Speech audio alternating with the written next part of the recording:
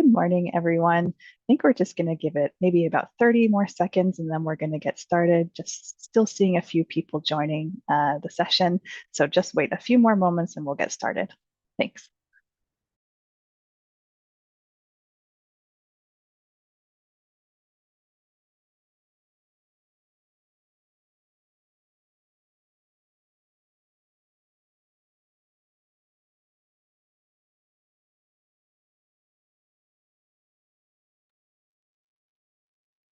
Okay, I think we are good to go. So I'll go ahead and get us started.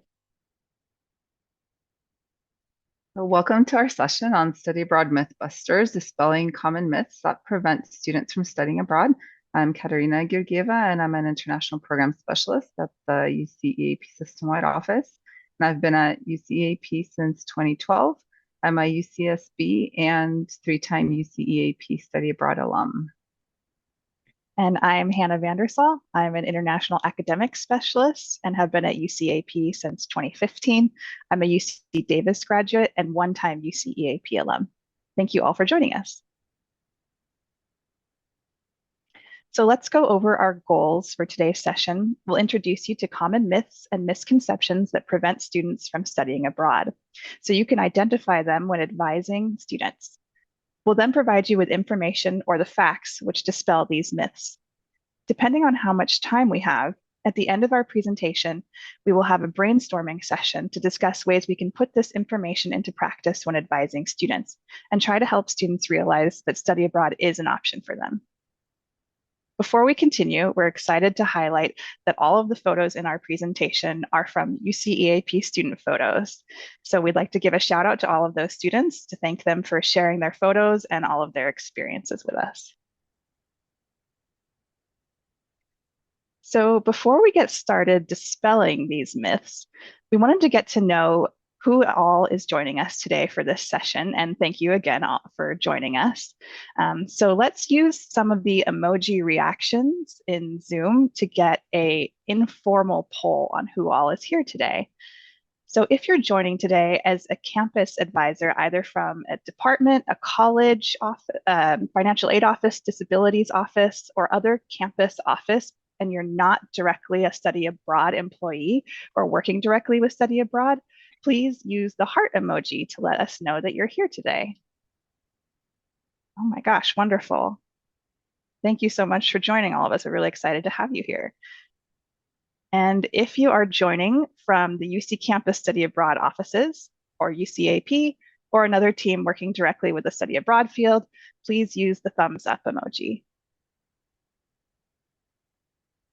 Excellent. Thanks everybody for participating. We really appreciate it. Great to see. We kind of got, looks like an even balance here. Okay, so now that we know everyone who is participating in our session, we wanted to see how familiar you all are with these myths. So we have some of the most common myths that we'll be going over today on our slide. So if any of you have heard of any of these myths before, either from students or parents or colleagues, please use the confetti emoji to let us know that you're familiar with some of these myths. Okay, to see some of those coming in. Great. So it sounds like people have heard this before, either and know it's a myth or just have heard them before and maybe didn't know it's a myth. So let's drill down to that a little bit more. So if you have heard of these myths and you assumed that they were facts, or maybe you haven't heard of them before, but seeing them now for the first time, they seem factual to you, then please use the shocked face emojis. Oh, none so far. Oh, a couple.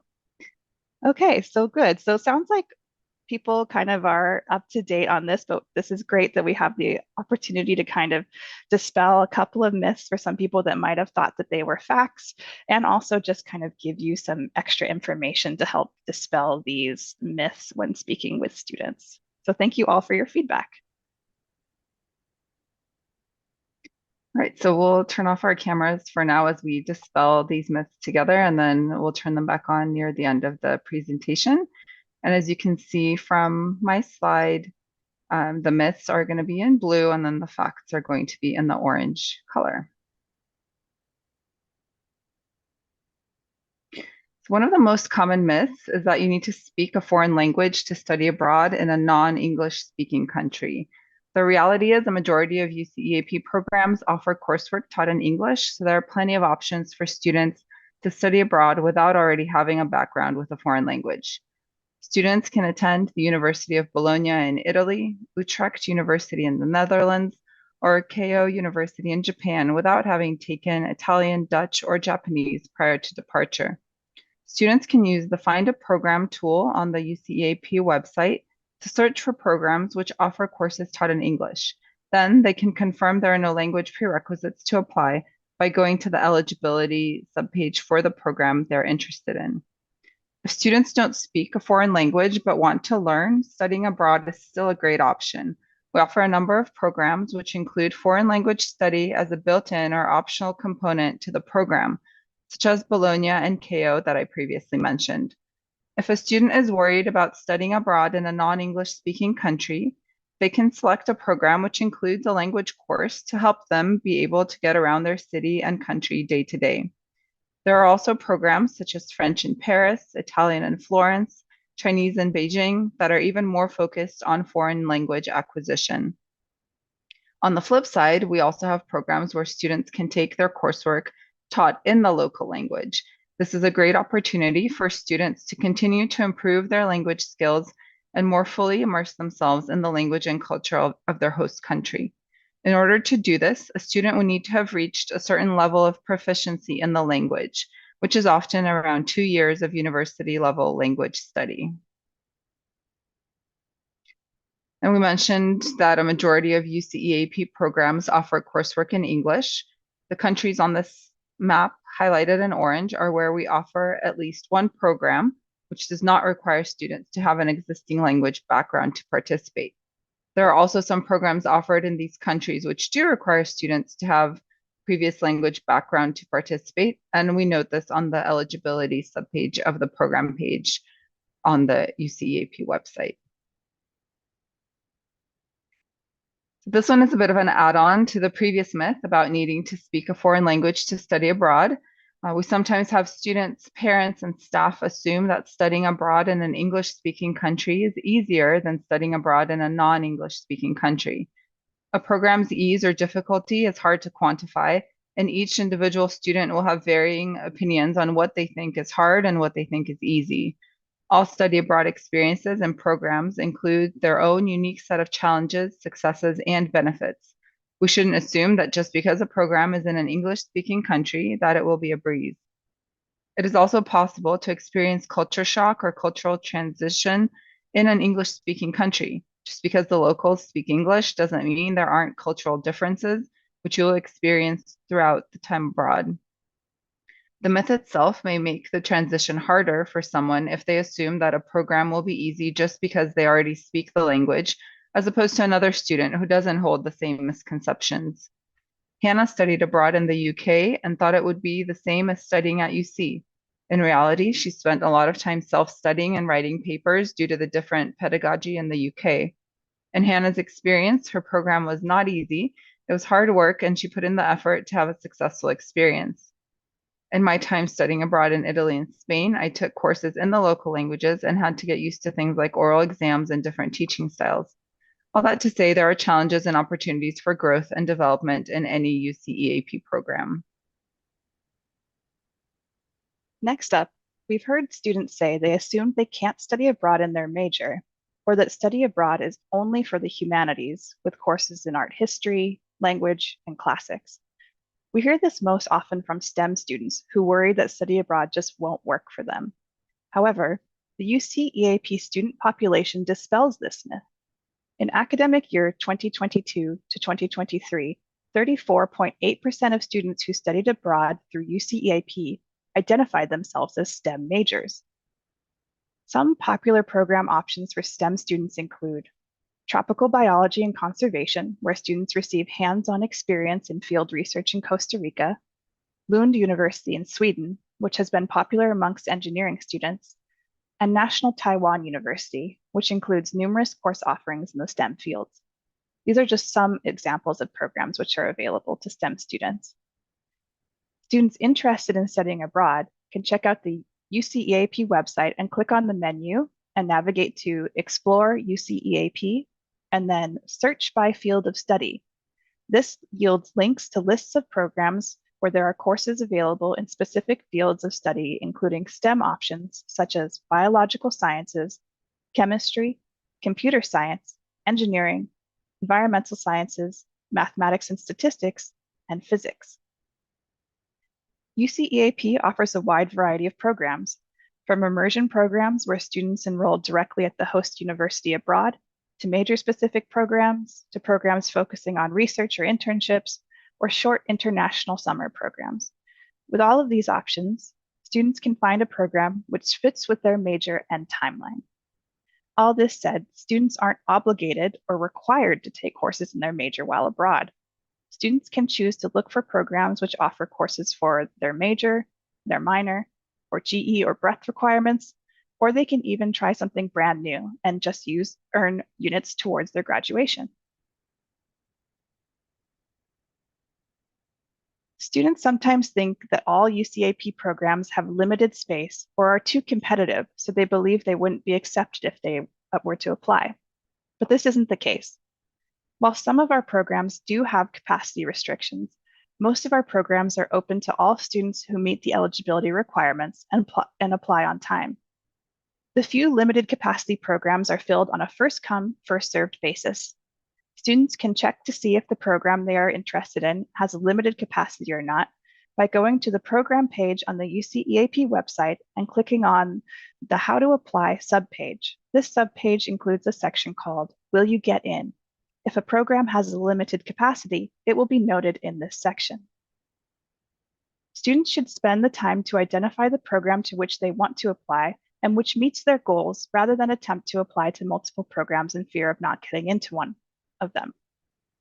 The goal of UCAP is to provide opportunities for as many students as possible to study abroad and make progress toward graduation through one of our programs.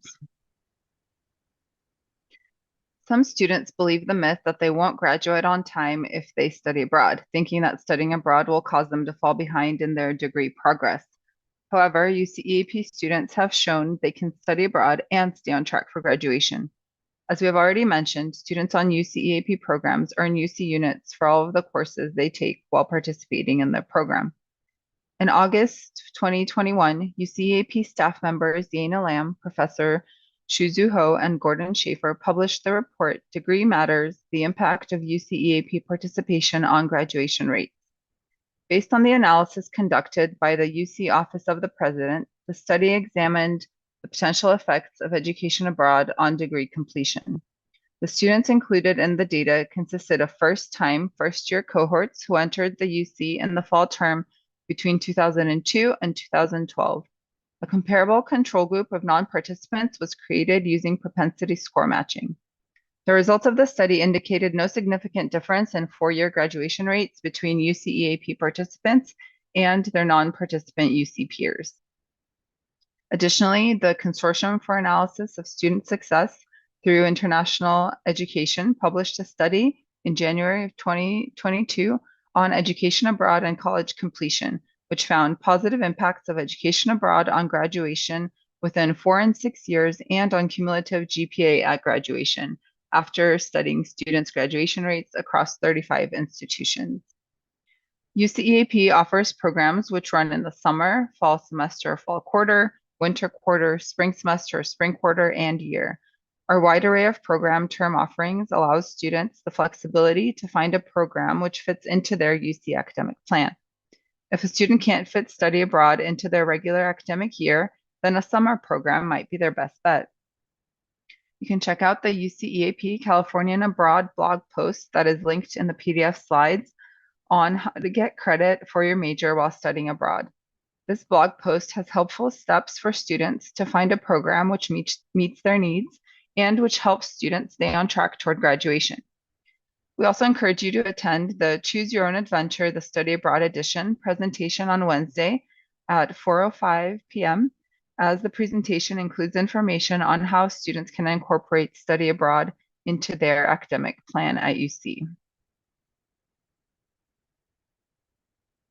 We've heard students and parents of students who believe study abroad isn't a good use of time during a student's time at UC.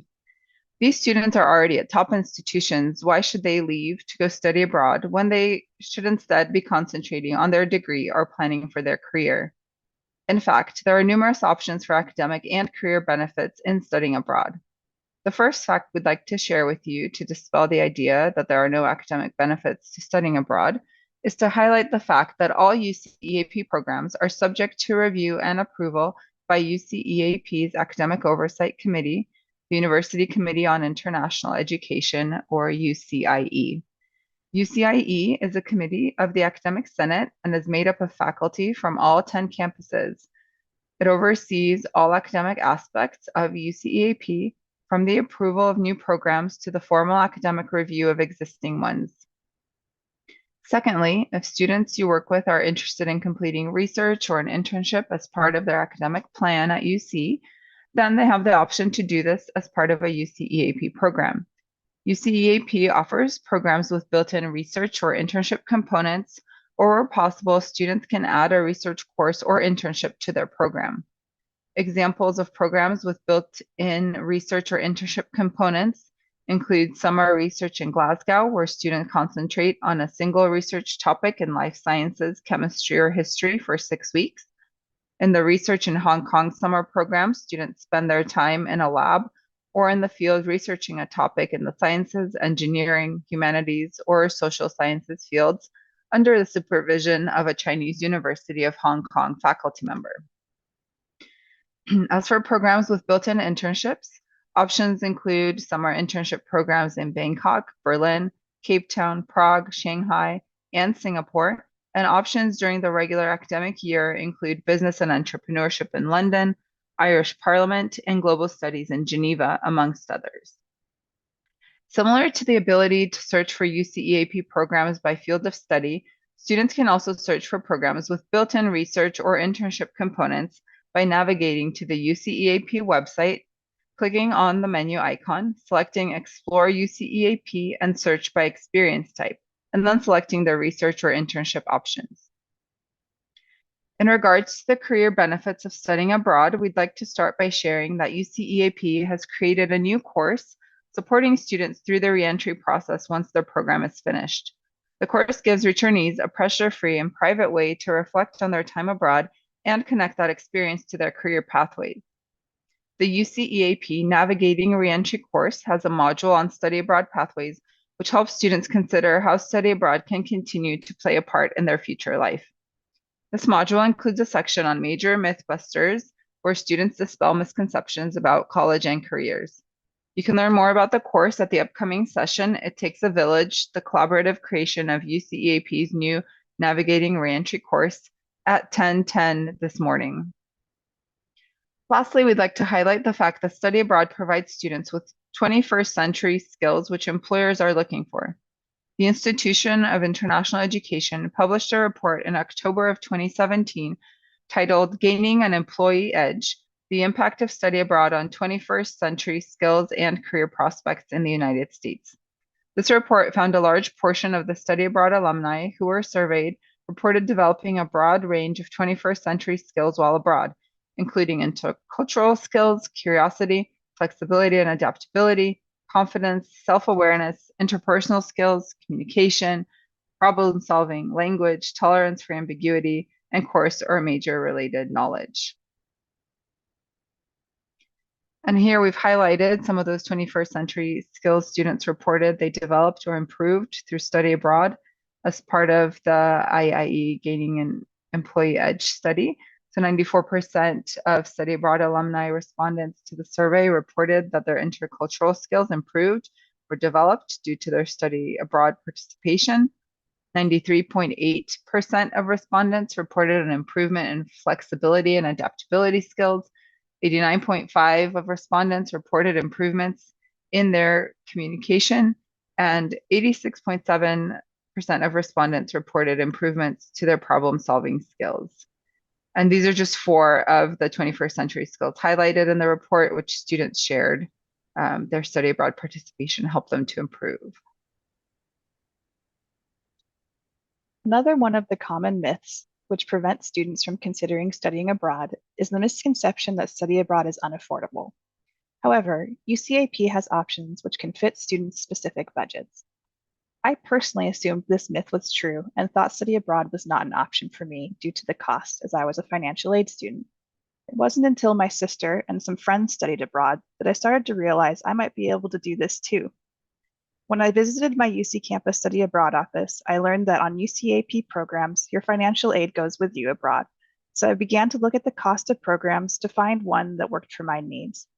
One program I was interested in was out of my budget range, but I found plenty that worked great for me, and I ended up having a life-changing study abroad experience of my own, just like the students we all support today. As I learned all those years ago as an undergraduate student at UC Davis, financial aid goes with students when they study abroad on UCEAP, and this includes Pell Grants and UC Cal Grants for those students who are eligible. Students' financial aid packages can be applied to the cost of their study abroad program, which means tuition, program fees, and out-of-pocket expenses such as airfare, meals, and books are included in the budget to package students' financial aid based on their need.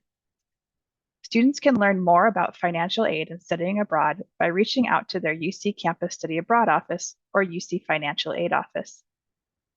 UCEAP also offers a number of scholarships UC students can apply for.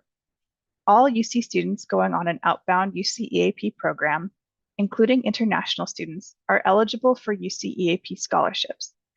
UCEAP's main scholarship is the UCEAP Global Scholarship, which ranges from $1,000 for a summer program to $2,000 for fall, spring, or academic year programs. UCEAP awards global scholarships to over 500 students each year. We also have program or country-specific scholarships and more. Information about UCEAP scholarships is available on the UCEAP website. Click on the menu button and select Student Resources, and then Paying for Study Abroad. This will allow you to then select the scholarships link. Another cost-saving option students can keep in mind is that a year abroad can cost a similar amount to their year at their home UC campus. There are also some programs where a year abroad actually costs less than a year at UC. Examples of year-long programs abroad which cost less than a year at UC include the University of British Columbia and McGill University in Canada, the University of the West Indies in Barbados, and Thammasat University in Thailand, among others. UCEAP program pages on our website include a cost calculator, which allows students to customize their cost estimate for a program they are interested in. They can select which UC campus they attend, if they are a California resident, and if they are a grad student, and they will receive an estimate of the cost for a program and term they are interested in. As a reminder, UCEAP program cost estimates include UC tuition, round-trip airfare, housing, meals, program excursions and activities, passport and visa fees, books, supplies, and other living expenses like laundry or metro tickets. If you want to learn more about financial aid and strategies for students interested in studying abroad, then be sure to attend the Transforming Dreams into Reality, Navigating the Financial Landscape of Study Abroad session right after our presentation ends at 9 o'clock this morning. One last thing to note on this topic, affordability can depend on each specific student's budget. If a student wants to go out to eat for every meal, then that cost is not necessarily included in the UCAP program cost estimates. So the student would need to budget for that kind of expense themselves. The same applies to independent traveling on the program. If a student wants to travel on weekends or at other times during their program, that cost is out of pocket and isn't included in the budget. Students on financial aid or a strict budget will need to keep this in mind. Some students might be apprehensive as either first-gen students or as future first-time travelers, or both. It is a myth that studying abroad is not appropriate for such students. UCAP has programs to suit students' varying needs. First-gen students may be resilient and independent as they are used to having to figure out university education and life on their own, while other first-gen students may appreciate some extra guidance, especially if they have never traveled internationally in the past. As Ricardo Martinez, who studied abroad in Brazil and pictured here, put it, we have to take advantage of being in another country, not as wealthy or non-first generation students, but as first-time learners, willing to accept challenges as well as mistakes. In other words, embrace your first generation self in a pool of peers who may have a lot more experience and financial support. In his blog post on the UCAP Californian Abroad, he also indicates that he didn't know that studying abroad was even an option for him when he got to campus as a freshman. By having so many departmental advisors from the campus with us here in this session today, and again, we thank you for joining us, we know that you are now equipped to talk about studying abroad with all of the students that you advise, but also with your colleagues around campus. You can mention that financial aid is repackaged based on a student's study abroad program budget, and that students can continue to make progress towards graduation while they participate on UCEAP. UCEAP has programs which are great for first-time travelers because they offer the support of on-site staff available to assist them throughout the course of their program. Meanwhile, we also have other programs for students who are more independent and adventurous and who would benefit from a less structured experience and where they have more responsibility in navigating their life and academics abroad. Our programs in Korea are a great example of the variety of options available. Our program at Yonsei University is structured to offer students that attend a sort of safe space from which to venture out. On the flip side, Seoul National University or Korea University would be the places to go for someone more adventurous. Another myth we come across is that a student may feel that they can't study abroad because of their health. The fact is that students are supported to have a successful study abroad experience through a number of factors. All students are required to submit a UCEAP health clearance in the pre-departure phase. The health clearance is a process that results in a document that says the student consulted with a doctor about their health, medications, vaccinations, and mental health before they go abroad. The goal is for the student to have a plan to manage any health issues that may occur while they're away from the resources they usually rely on at home. This ensures all students have considered their health needs abroad before they depart for their program. If students have concerns or may need extra guidance in selecting a program which works for them, they can reach out to UCEAP for assistance. All students need to anticipate and plan for the unexpected. After all, they will be living and learning in a new country. Some examples of health-related issues students should consider when planning to study abroad include that some medications commonly prescribed in the US are illegal or just plain unavailable in other countries. Getting outside students' comfort zone can have the surprise side effect of triggering conditions, even those that students manage well at home. Also, food and water safety varies by country and city, and the laws aren't always enforced to the same degree as in the US. In conjunction with the health clearance process, UCEAP students are also required to take the online UCEAP Health and Safety course, which leads them to consider all of these topics. The walkthrough of the UCEAP Health and Safety course session at 9:30 this morning may be of interest if you'd like to learn more about this course. All in all, it is important that students disclose their needs early so they can plan for a successful program. The information students share in their health clearance is confidential. Clearance form is all about making sure students have the resources they need, and the information is only shared on a need-to-know basis with UCEAP staff so they can support students before and during their program. While abroad, students have 24-hour emergency response and comprehensive health and safety protocols to help them stay safe. They're also covered by a travel insurance plan built for UC students. The travel insurance plan covers accidents and sickness, and it also gives students access to LIRA, which is a mental health service provider. And LIRA allows for up to 20 mental health counseling sessions for no additional fee, as well as an online library of videos, articles, strategies, and meditations to support students on their program. And as we have mentioned, in a lot of locations, there is extensive support on site to help students have successful experiences. When students disclose early and are proactive about setting up whatever support they will need while on their program, they are taking the necessary steps to have a meaningful experience abroad.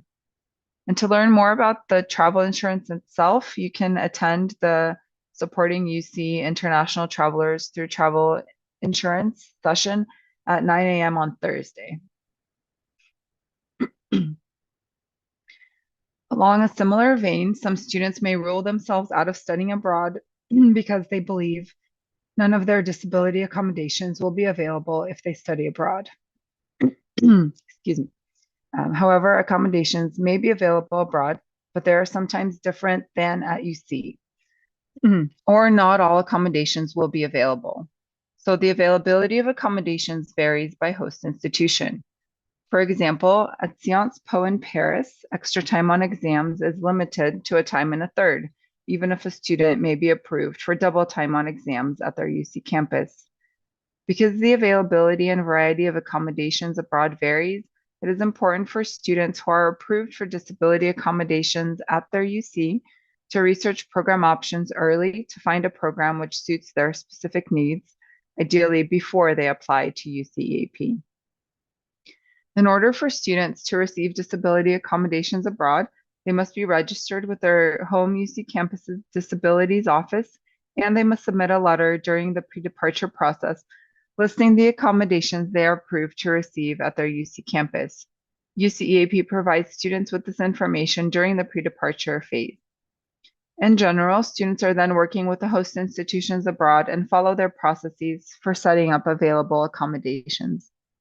The most important takeaway for planning for disability accommodations abroad, just like with students' health needs, is to disclose needs and research programs early to ensure a successful participation abroad. And the last myth we want to bust today is that study abroad is easy. For all the reasons we've already outlined, study abroad is not necessarily easy, but it is definitely worth it. And together we can all help students have a successful study abroad experience.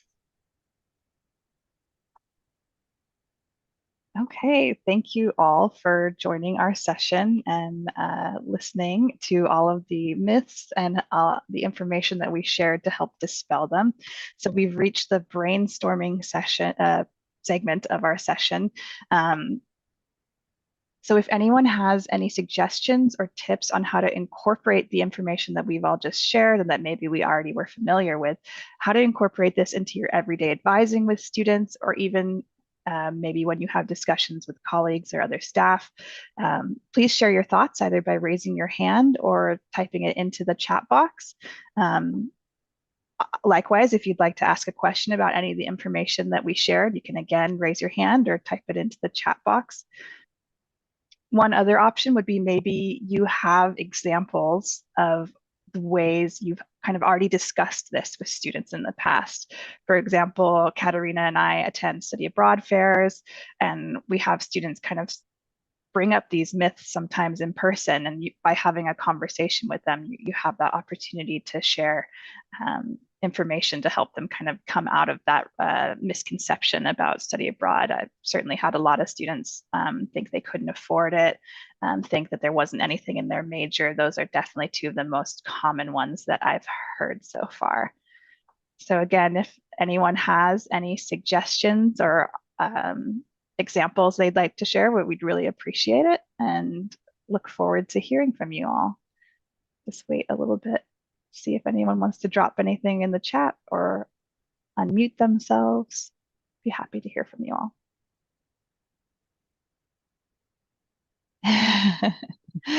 Got a comment. Thank you, Jen. I love that. Telling students to do it. That's great. Yeah, it's definitely a wonderful experience. Well, if we don't have any suggestions or feedback, questions, again, continue to type them in or raise your hand as needed. I do want to note that we have these slides uploaded in the attendee hub for this session. And we also have a fact sheet, which goes over the myths that we discussed today. And they also include the facts, kind of summaries, and links to resources. So that's a PDF document that you can download as well, kind of a quick little cheat sheet that has like quick ways to dispel these myths if you're meeting with students or just to reference for yourself. So feel free to download that as well. Again, that's in the attendee hub. And we had also, oh, we do have some suggestions. Oops, sorry, let me go back.